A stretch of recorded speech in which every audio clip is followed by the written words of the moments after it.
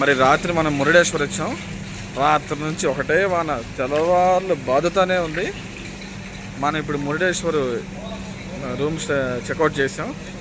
దర్శనానికి వెళ్ళి బీచ్లో స్నానం చేయడానికి లేదు కాబట్టి బయట నుంచి 2 ఫోటోలు తీసింది. చలో కుకీ నాకు నాణ్యలు రావాలి కదా.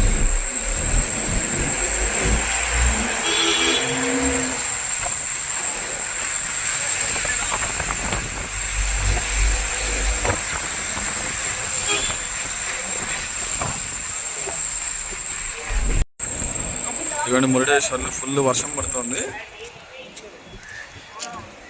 గోపురం ఏంటి తాగి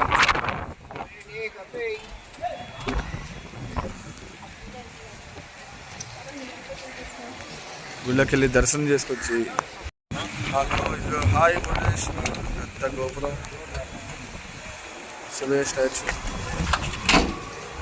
అటు వెళ్ళి బీచ్ చూద్దాం. ముందు గుళ్ళకి వెళ్ళి తర్వాత బీచ్కి వద్దాం. పదండి. మా batch this beach from Murudeshwar. Entrance నుంచి మనం వ్యాన్ తీసుకొచ్చాం. ఇప్పుడు మనం లోపలికి వెళ్దాం దర్శనానికి. దిగ్గు క్యారింగ్ బ్యాగ్, క్యారీ బ్యాగ్ స్టార్ చాలా సరిగ్గా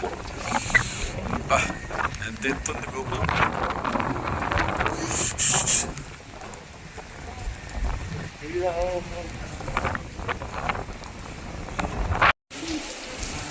లోపలికి అయితే వచ్చాము. ఇదిగోండి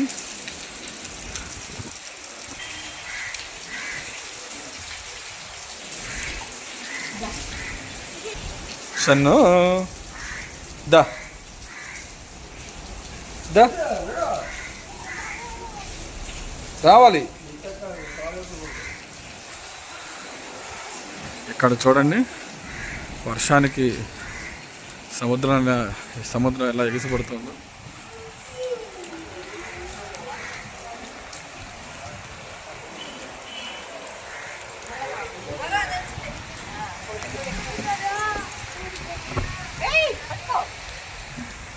ఎక్కడికి వెళ్తుంది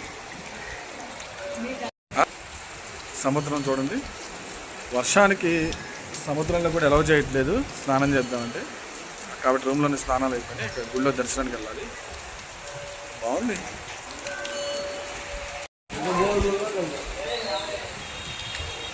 స్వామివారి గుళ్ళో దర్శనం పూర్తయింది. ప్రణవిట్ చూడు షన్ను.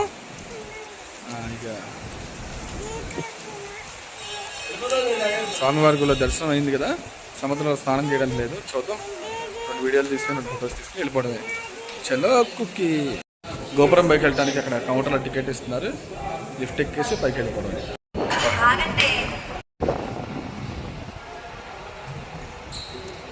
ఫొటోస్ రావు మనకి ఇక్కడ, అర్థమైందా?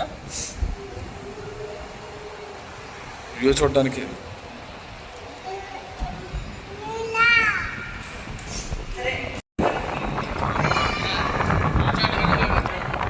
ఎండాకాలం ఇప్పుడు ఎండలో వస్తే మనం ఇలా చూడలేం కదా. ఎండలో వస్తే ఇలా చూడలేం కదా మనం. బాగుంది మేఘాల మధ్యలో. ఊరు మొత్తం డ్రోన్ షాట్ వచ్చినట్టు వచ్చింది.